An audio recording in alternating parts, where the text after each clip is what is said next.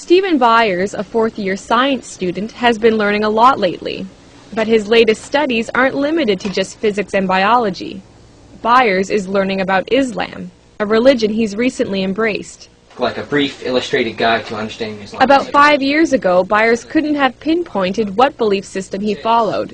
He was raised a Christian, but Byers remembers feeling let down by his faith when bad things happened in his life. I would always question, like, why would God do that to me, or my family, or my friends, it just didn't make sense to me. And then I got pretty angry. That was, like, the only time in my life where I was really angry about a lot of stuff. Now Byers is feeling more settled.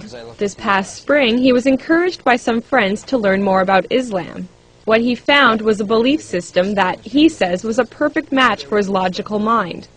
So in the summer, Byers spoke the Shahada, the testimony of faith that states Allah is the only God and Muhammad the last prophet of Islam. Once you say that line and you mean it in your heart and you're honest with yourself, you are a Muslim. It says, say there is no God but God. Abdul Haq Hamza says one reason why people gravitate to Islam is because there's something missing in their lives they want to fill. Hamza is a science professor at University of New Brunswick and also president of the Fredericton Islamic Association. He says Islam reminds people that they need to step away from the material world in order to find peace from within. Because Islam tells you have to pray 5 times a day. So you have to disconnect yourself from that growing and fast-pacing life. The idea of peace is integral to Islam's message, a message that is twofold. First, a Muslim is called to submit to God, and then through that submission comes peace.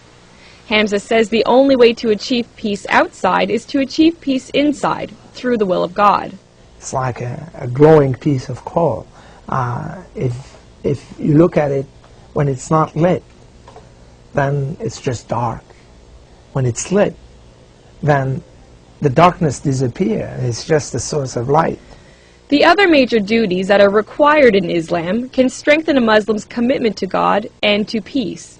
They include praying 5 times a day and reading Allah's Book of Revelations, the Quran, fasting in daylight hours during the lunar month of Ramadan, giving to charity, and, if you have the money, taking a pilgrimage to the holy city Mecca at least once in your life. Byers hasn't been to Mecca yet, but he did take part in the fast of Ramadan for the first time. Not eating that period of the day teaches you discipline, and it just, I guess, knocks you down a step and makes you realize, what it is like for those people that can't eat. This was just one of many firsts for Byers, but he says that still it's been easy to adjust to this faith. That's because he feels the fundamental values of peace, charity, and goodwill were already a part of his character. So just coming into it, I guess, would be just changing from the way I was to knowing that's how I was. Maybe it was more of a coming to understand the way I am. Islam is what is with you all the time. You were born with it. It's, in Arabic we call it fitra. It's that which is part of you. They started walking the walk of Islam when they were ready for it.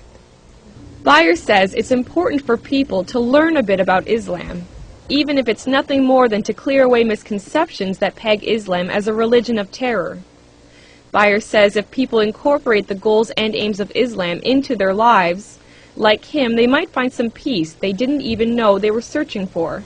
Sarah Trainer, CBC News, Fredericton.